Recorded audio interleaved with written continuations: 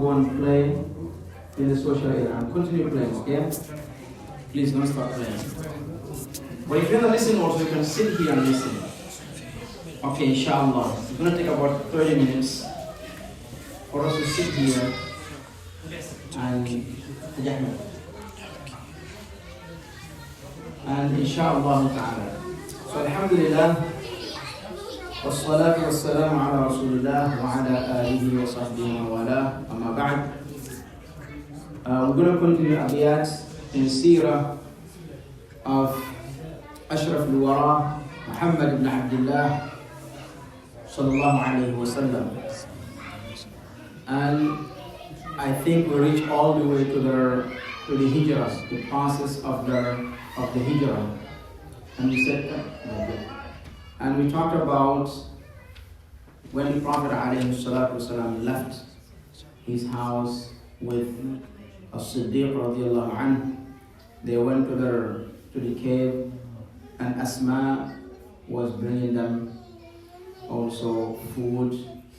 We did not mention that the Prophet ﷺ, they spent, I don't know if you do that, he spent 3 days in that ghar, in that cave. And we talked about the difficult, like now if you listen to it, if you just listen to it, it's just passing through you. But you have to really live with the situation. Being in a cave for 3 days,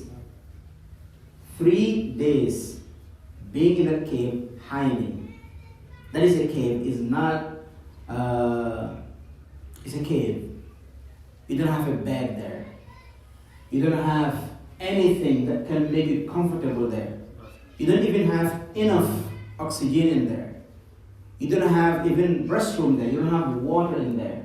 So you have to, so Ibn Hisham, he used to say, when you read the seerah, when you learn the seerah, he said, I want you to feel it.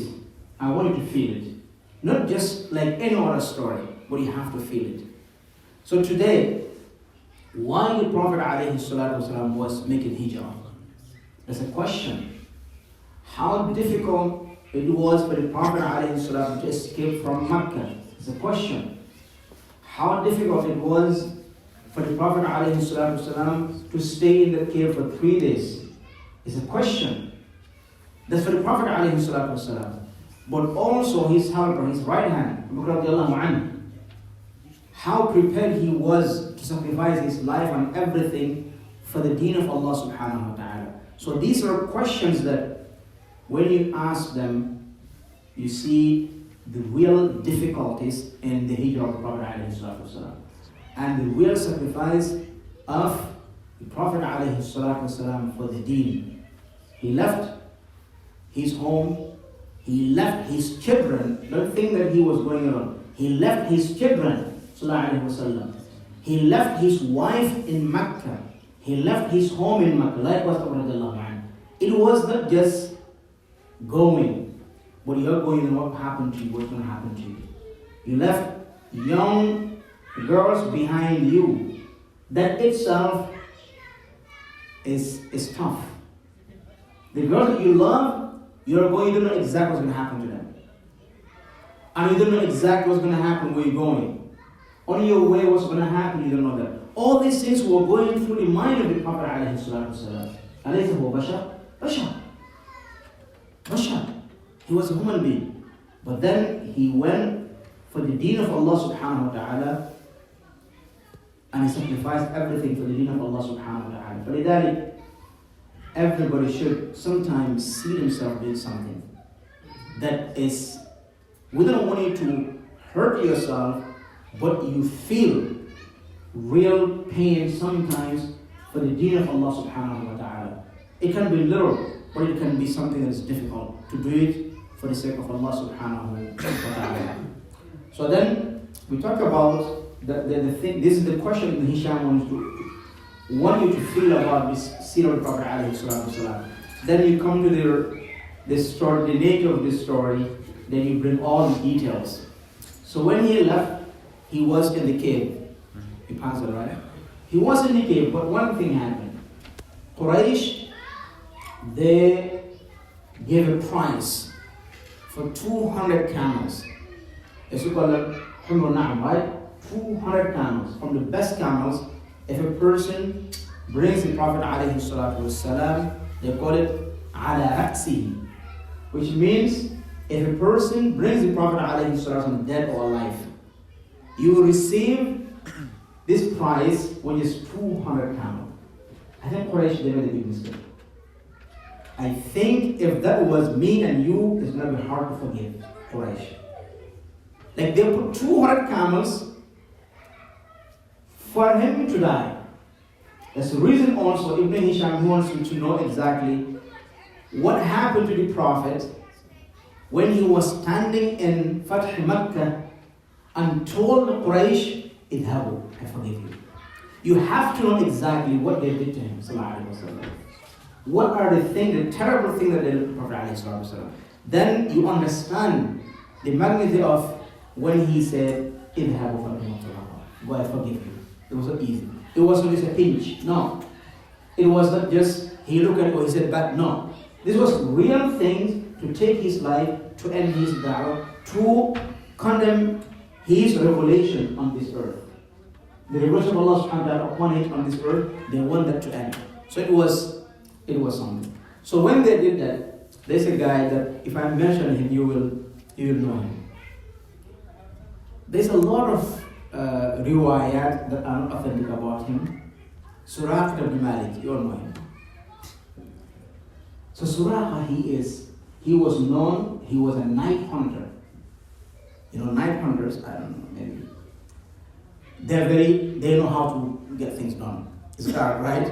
Normal people, I think they hunt during the day, right? But Suraqah, he was very smart.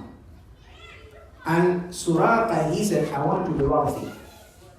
And I don't know where to get it. And sometimes people, they just want to have money. They just want to have it. When I'm wealthy. So Suraqah, he said, while I was sitting with my friends, a person came and the news was around. How much is the price if a person brought the Prophet ﷺ, dead or alive? So he said, a person passed. He said, I saw two people at a specific time walking towards a specific place. And he described them. They were far, but I didn't know them. Suraqah, he said, I knew that was Muhammad and Abu Bakr. He said, I don't want anyone to react towards this information. And he was lucky, no one said anything. And he told them, no, if that was them, they're long gone. He said, I went to my house. I said, I have a giant. I called my servant, the lady, and I told her to take my horse out. I don't want anyone to suspect this process because that's it. I want to get this done. To take my horse out and take it almost in a place that no one will see. He said, I took my ruh and myself and I hid it in my clothes. And I went out as if nothing happened. He said, while I was doing that, I made sure that my friends that I was sitting with, they would not suspect anything. He left. To Suraqah, he left. So when Suraqah left, at that time the Prophet ﷺ left the cave. And their guide was Abdullah ibn Urayqat. That was their guide to Medina. So when they left, they were three. The Prophet ﷺ and Abu radiallahu anhu and Abdullah ibn Urayqat. So that was their guide. And he took the very tough way to go to Medina. طريق الغربي إلى المدينة. The Sahel, close to the sea. Shortcut. Yes. Actually, it was a shortcut. Long way. It was the longest way to Medina because he went all the way to the Sahel, all the way to Jeddah. So it was really far. So what happened is the Prophet ﷺ, when they were leaving, Suraqa, he went out. And this is where you come with their wrong narrations. They said Suraqa was, and these narrations, if you go to the books of the Qassasin, the people who give stories, they say Suraqa, he used to have kind of munajjiman. He used to throw a, he was a fortune. Sticks? Yeah, sticks, yeah. Munajjim, yeah. Like, they throw stones. Casting lots, I think. Casting. Yeah, you can see that they have. No, it's called casting lots, where they take bones or something and they throw it. Yes. Yeah, casting lots. Actually, what they do.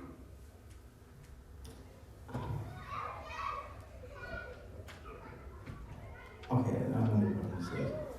Al-Muhim, so they said Suraqa, he used to do that. And when he throw those stones, and those stones, they come, the one that the Sahara use, they come from the sea. If you go to the beach, you see those small ones. It's something alive in the sea, but when it comes out, it's dead, and then you see. And as soon as they put it in, they put it in the press, right? The pearls. Shell. That is exactly. That is what they use. Yes. They call it seashells. That's exactly what they use, and that is very connected to shaitans. That's why you don't put them in your hand, or be careful. That is exactly what they use, and when they throw them, is where the shaitan reacts into them. So the surah, this is a detail. This one the Qassasin. He threw, and then that seashell directed him to the Prophet ﷺ. But no, this is what Surah is saying. He said, this is exactly how I know what the direction the Prophet ﷺ left. And I made this plan, and I left, I followed them. He said, till I saw them. That's it, I am rich. And he was known also, like we talked about in the beginning, he was a night hunter. So a night hunter, like, if they don't miss during the night, they don't miss during the day, right? So he won't miss. So he said, that's it. So he said, I am approaching them. And I heard the Prophet ﷺ reciting the Quran. Very comfortable. So he said, I heard the Quran and I want to shoot them, because whenever I hear more. And I said, okay, let me listen more. And more, and get closer to them. That's why Quraysh, Abu Jahl, he used to say, do not listen to him. He said, do not listen to him, do not try it. If you listen to him, Sahara. Yes. They can simply say, he will attract you, right? But they say, oh, he will throw his magic on you. Because you want to hear more and more and more. That's the reason why Quraysh, one day, the leaders of Quraysh, they came together in the house of the Prophet ﷺ. They were listening to the Quran. And they all bumped into each other. And everyone asked, what are you doing here? What are you doing here? Oh, I was listening. Okay, this is really bad. No one should know about this, and do not come back again. Do not come back again. So if you hate this person so much that you have to hide in the middle of the night and go and listen to what he's saying, just accept it, right? But in Allah, yahdi man yasha, subhanahu wa ta'ala. So it's a blessing to be guided to Islam. It's a blessing. So then, Surah, he said, I get closer and closer and closer. Till, that's it, I was very close to them. He said, the Prophet ﷺ, he said, I saw the Prophet. You know the Prophet ﷺ, he not going wherever. So he said, I never seen a person, iltifat, how do you call it in English? Looking back. Glancing. Yes, glancing like this. He said, I have never seen a person who glanced like Abu Bakr. He was just like this. He was just like this all the time. And the Prophet ﷺ, he said, لَمْ يَلْتَفِتْ مُحَمَّدٌ قَطْ. He said he never looked back. And Abu Bakr is telling the Prophet ﷺ, Ya Rasulullah, Suraqa. And the Prophet ﷺ did not even respond to the Allah. He was reciting the Quran. You know, what that reminds you? Huh? But it reminds you something that happened in the cave. Yeah. Yeah, the snake, but something that happened in the cave. But they come and look Huh? with that voice screaming and look and they know. When they almost, because they were trapped, right? And Quraysh, they cannot run, they cannot go through the mountain, right? Quraysh came and it was done, right? If there is another, he said, Ya Rasulullah, لو نظروا أسفلنا لرأوا, right? If they look just a little bit, below us, they will see us. This is where the Prophet ﷺ said, Ya Bakr, لا تحزن, فما بالك باثنين, الله ثالثهما. Don't worry. Two people who Allah is protecting. So now they were trapped, right? Yeah, now they're in a field. It's open. And they're three against one. And Allah subhanahu wa ta'ala is there. Yeah, if a person was not terrified or afraid when they were in the grave and in the cave, and subhanallah, now, but Abu Bakr, and Abu Bakr, he was asked about this. He said, I don't care I don't care about myself. All I care is if something happened to the Prophet, I cannot be a prophet, the deal is over. The deal is over. It's the reason why if you hear people saying that we should not say anything about the Shia, I think it's a problem, right? If a person said that Abu Bakr become a kafir, and Abu Bakr is in the hellfire, if a person says that knowing this thing, I think that is above the limit. That is beyond the limit. That's the reason why we really have to know exactly Aqidah.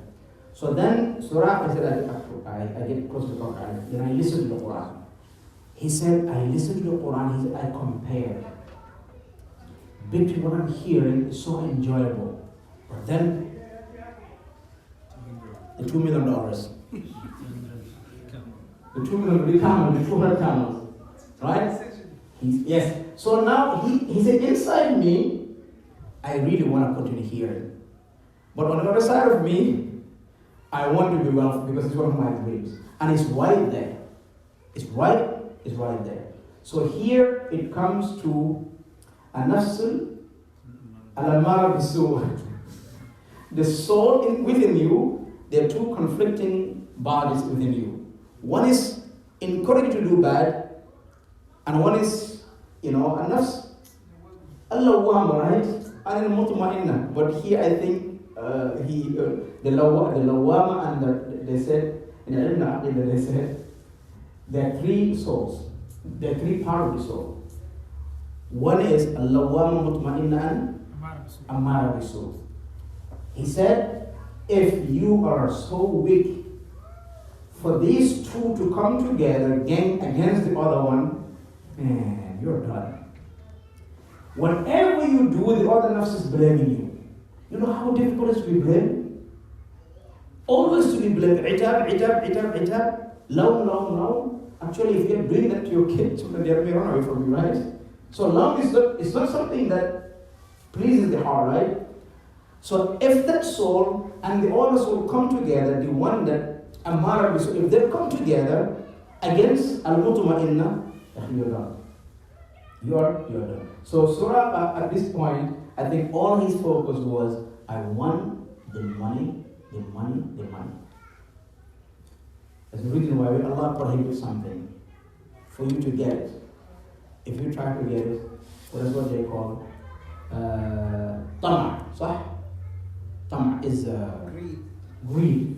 And they say in Tawqiyat, he said, مصارع الرجال تحت بروق الطمع. مصارع الرجال تحت بروق الطمع.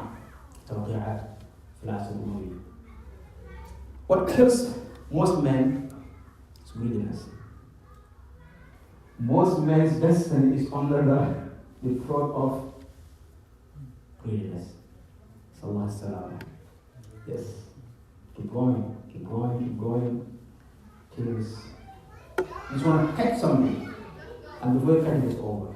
So here, Suraka said, my horse jumped and I fell. But he didn't hear me. I said, what is going on here? Something strange happened. And then he said, I quickly went on top of the horse again. I went again. He did it again. He said, I took the stick of the arrow and I hit the horse and it stopped. I climbed again. He said, I moved with the horse, but this time I was very close to them. He said, this is authentic. The sand is as if like the leg went, and they call it front legs, they call it yad al-faras, right? The hands, right? Went inside and drowned inside. And it's as if it couldn't move anymore.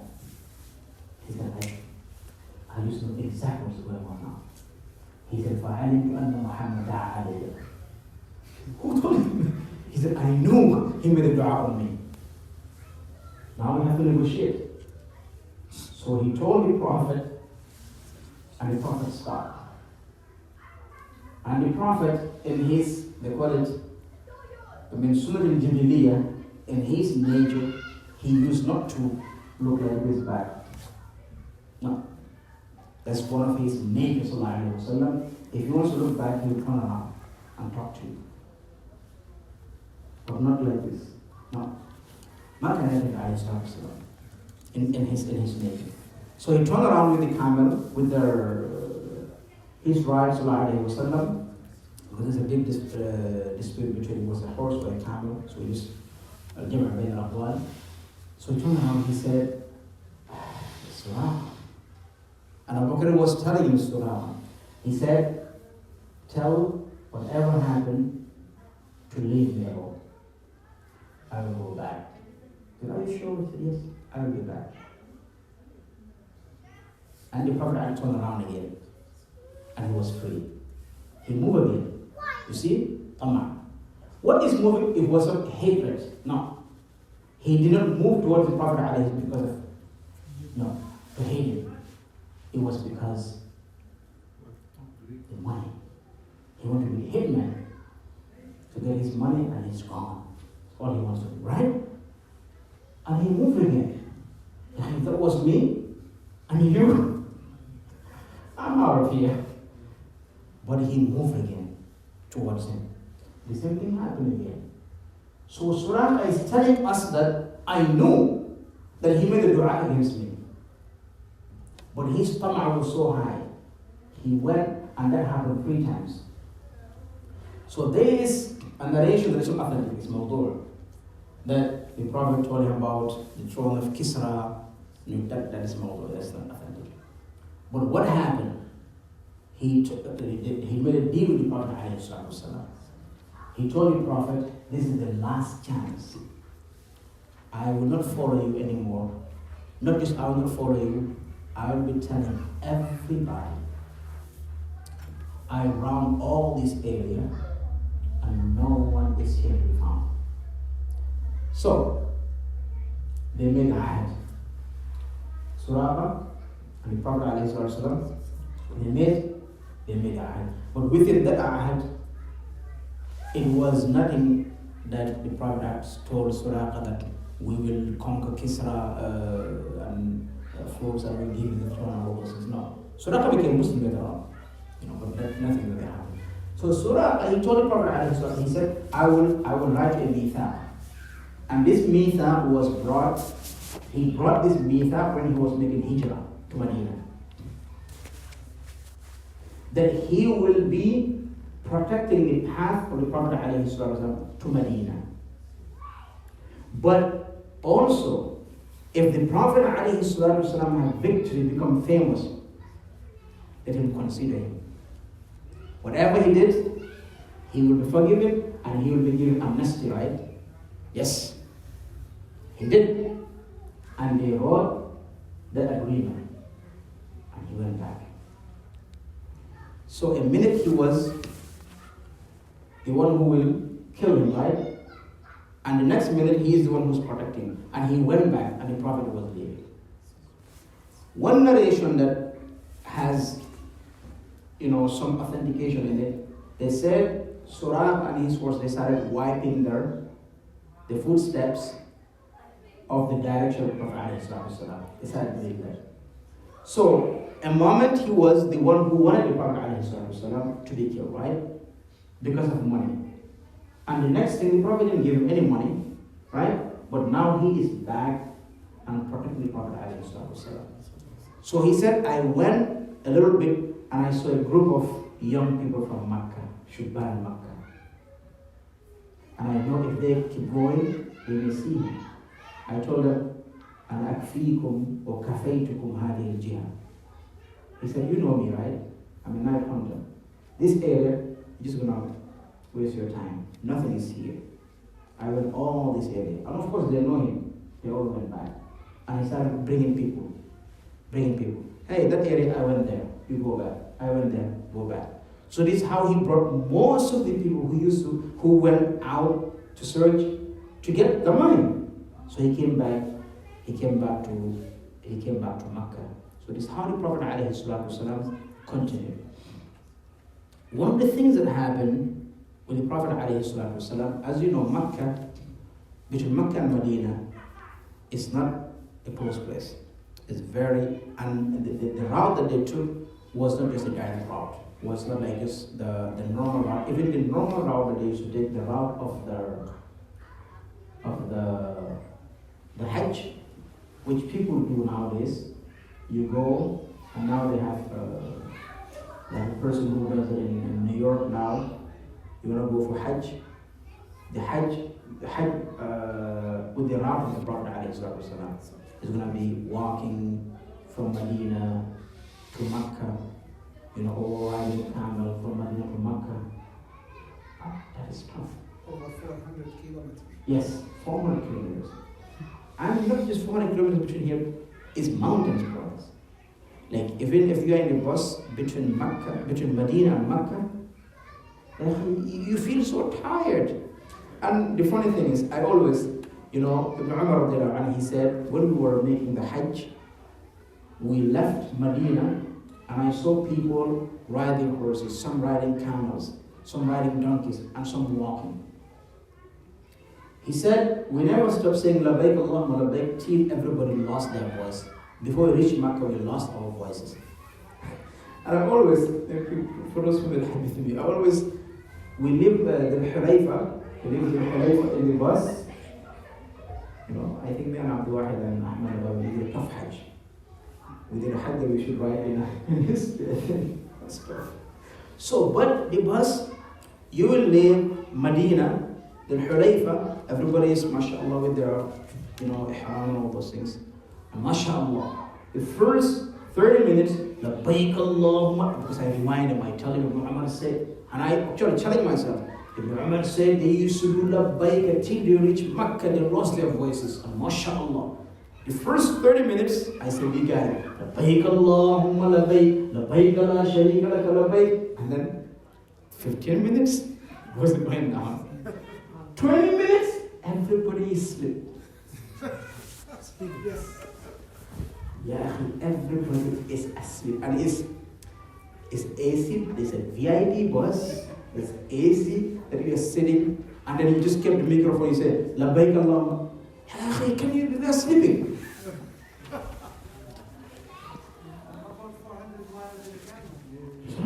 So you just start saying it.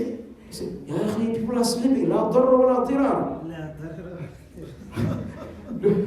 Don't harm people and they just bring all their hadith that they used to let them have their, what they call siesta, right?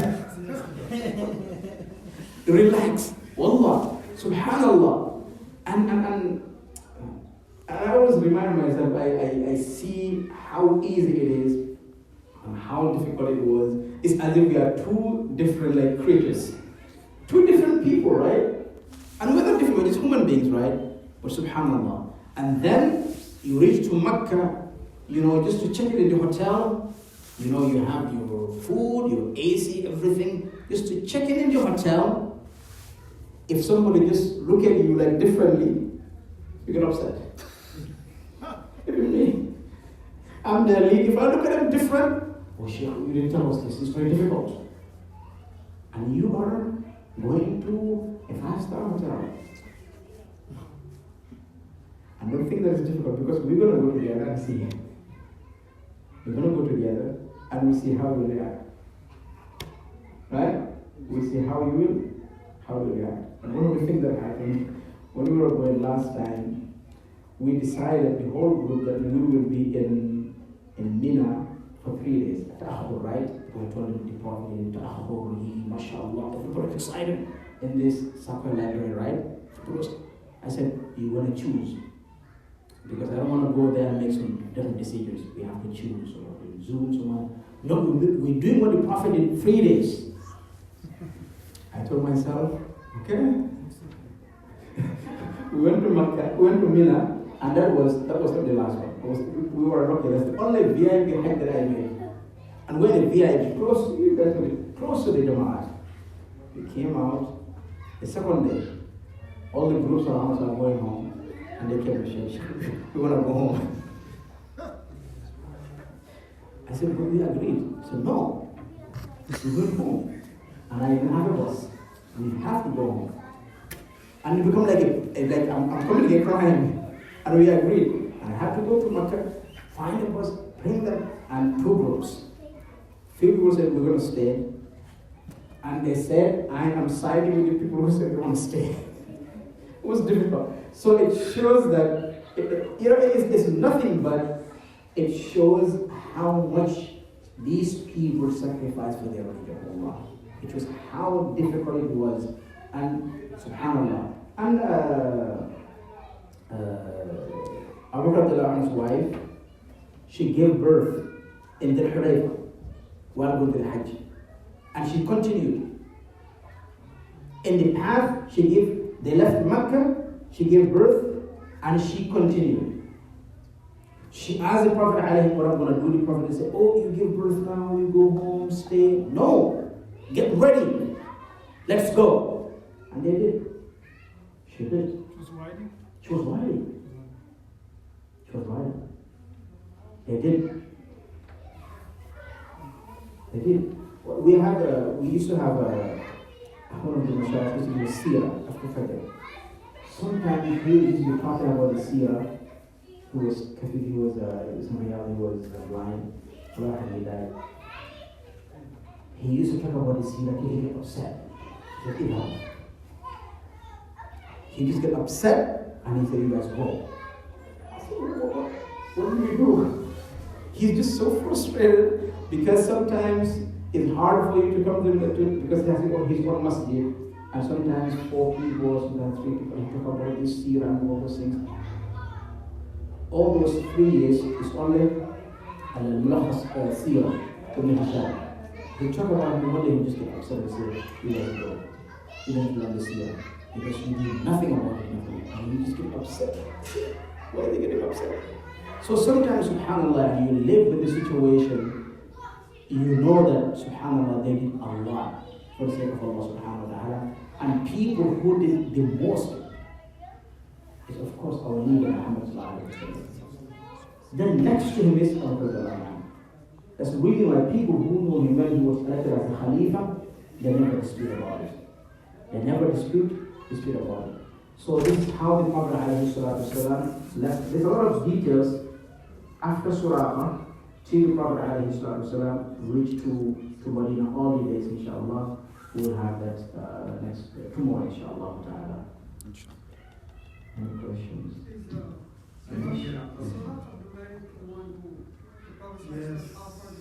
Yes, but that, but the narration is unfortunately, and hadith al-mawdu', riwayah hadith, yeah. Yeah, but he did a mithaq with him. But not part of that portion of the, that portion is not authentic. Yeah, but it's a very famous story. Yeah. Also, after he became Muslim in the battle, used to wear red Indian like one case. No, that's Abu Dujana. So Abu Dujana he used to walk, and the Prophet in Badr, he walked like, when you, and he said, the Prophet looked at him, he said, هذه المشية لا يرضي الله إلا في هذا الموقف. He said, the way you walking will never please Allah subhanahu wa ta'ala except in this kind of situation. So it's like, just like, we will get you guys, right? So walking and, bragging about his walk, about his strong, what I'm going to do to you, and he's walking back and forth and talking to them. And when you look at him, he's bragging, just like when they have the UEFA, like the boxing, like, Yeah. right? The talking, the way they do those things. So Abu Dujjal was doing that in Badr. Abu Dujjal. So the Prophet told him, the way you walk is pretty bad. It's good in here. It's good? It's good in here. So that's why وَأَعِدُّ لَهُ مُسَطَّعًا, they call it Al-Hagie. Yes. ترهبون به عدو الله وعدوكم. ترهبون به عدو الله وعدوكم. That's why when they used Al-Hagie, it was only used in this kind of a situation. So that's the reason why when the Prophet ﷺ says something, he's saying it in a right spot. And some of it has to be specific. Some of it has to be specific. You cannot generalize it. So that was that guy. And he did a lot of things in life. Now. So the guide who was guiding them, what kind of person he was? The guide of the Some said he acted some said he was a Rai who knows the area very well. But Abu Bakr paid him, and he wasn't a Muslim. They said, وَتِلْكَ الْأَيَّامُ كَانَ فِي دِينِ قُرَيْشٍ. But he didn't betray the Prophet. Actually, the Arab back in the days, betrayal, no.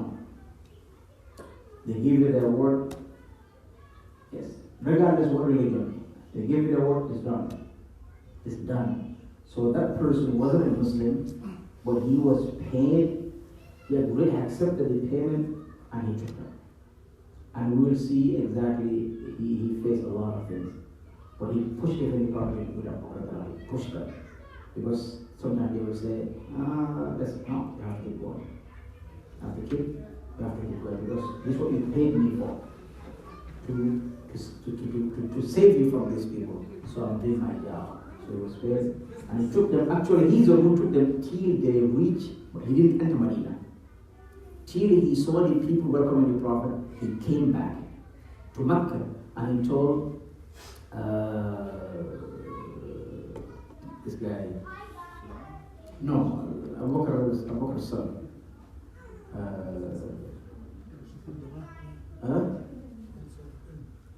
Muhammad Abu Bakr.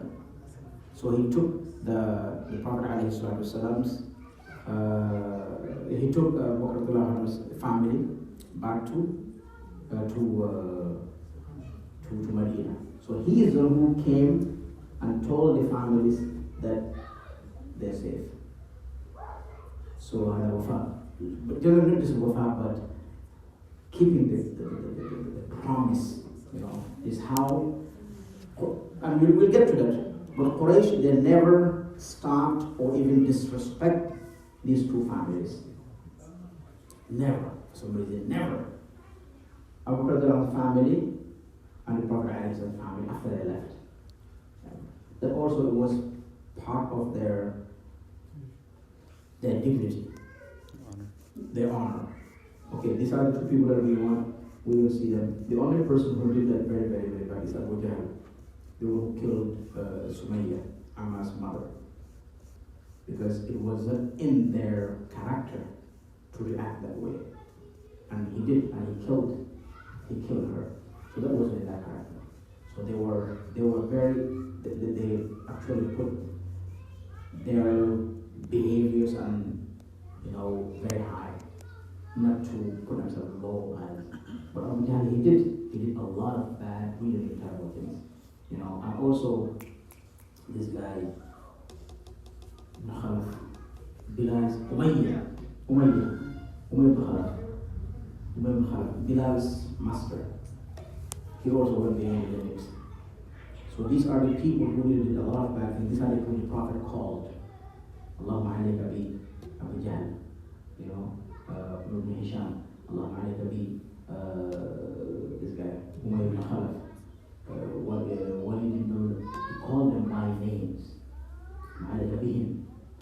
So in Mas'ud he said, I was listening to the names that he called, and رأيت كلهم صرعى يوم بدر. Everyone that he called in the dua, I saw all of them laying down dead in Badr. So if the Prophet went and made a dua for the person, then they were terrible. But he also forgave Ikram, Ibn Jahl. Ikram, before Islam, he was terrible. He just wanted to take he just wanted to take revenge on his father. Any trigger that they have to destroy it. Anything. He is the one the Prophet said, even if you see him even if you see him hanging on the Ka'ba's, you know, cover, kill him. But then he became a Muslim. He ran. He ran and he was going to Habasha. Because he knew. Because what he did was beyond him. Hudaybiyah, the Khandaq, he didn't cross. He did a lot of things. Every treaty, and the treaty of Hudaybiyah, when they agreed, no killing, he just went and killed that small town, all of them.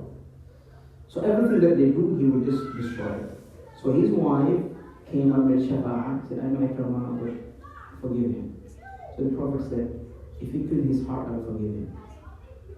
So he said, give me the man, give me a man, and I'll bring him back. So his wife went with her Ikramah's slave to go and bring Ikramah. So they went 3 days, they were waiting for him. When they found him, but on their way, the slave wanted to do something with the wife. And the wife was very smart, promising till they saw Ikramah. So she told Ikramah what he did. He said, okay, I'm not a Muslim. I'll be a Muslim, but if I become a Muslim, I'll kill him first. And he did kill him. He did. And he became a Muslim. He was very lucky. He said that Islam will give him Allah. So Islam nullifies any sin that he did before, right? So before that, because he was so weight, so before he became Muslim, he killed him first. And his wife died, somebody killed him. So two people are very, very lucky. Quraysh, Abu Sufyan, and Ikramah. These two people were very, very, very lucky. But then at the end, no one interferes with Allah subhanahu wa ta'ala. You see a person today this way, and tomorrow can see them different. What we know, what I hear in America when I came here, don't judge me. Very common here, right? Don't judge anyone. I think that's really real. Don't judge anyone because you don't know what's in their heart. And you don't know exactly what's going to happen to them tomorrow, or how they're going to be tomorrow. Right? So that, you know, is not شيء متداول في معارف بلادنا كثيرا. You know, in our countries, we don't use it a lot, but here it's used and it's real. Don't judge anybody. That Allah subhanahu wa ta'ala will be there to be the judge. Because today you know something about a person, tomorrow you don't know exactly. They can be good today, and tomorrow they can be terrible. They can be terrible today, and tomorrow they can be great. Inshallah. Allah subhanahu wa ta'ala.